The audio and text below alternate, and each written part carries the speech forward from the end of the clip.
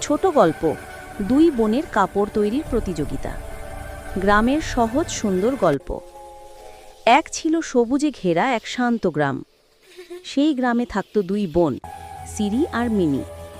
দুজনেই খুব ভালো মনের, কিন্তু একটি ব্যাপারে দুজনেই খুব দক্ষ, কাপড় বোনা। তাদের মা ছোটবেলায় শেখানো হয়েছিল কিভাবে তুলা কেটে সুতো বানিয়ে রং করে সুন্দর কাপড় তৈরি করতে হয়। একদিন গ্রামের মেলায় ঘোষণা এলো, এইবারের মেলার প্রধান প্রতিযোগিতা সবচেয়ে সুন্দর কাপড় বোনা। গ্রামের সবাই উচ্ছ্বাসে ভরে গেল। সিরি আর মিনি দুই বোনও অংশ নিল।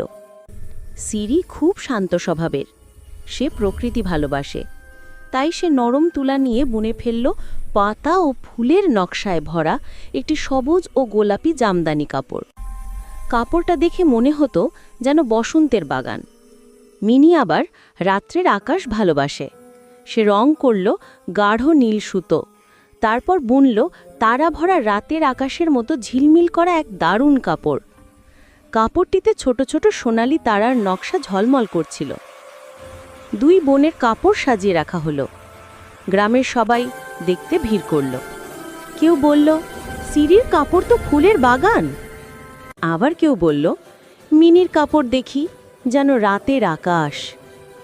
শেষে গ্রামের প্রধান বললেন, এই প্রতিযোগিতায় বিজয়ী একজন নয়, দুই বোনই।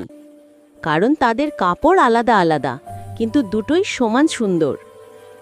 দুই বোন একে অপরকে জড়িয়ে ধরল। তারা বুঝল, প্রতিযোগিতা মানে হেরে বা জিতে যাওয়া না, বরং নিজের সেরাটা দেওয়া এবং পরের কাজকে সম্মান করা। সেদিন থেকে গ্রামের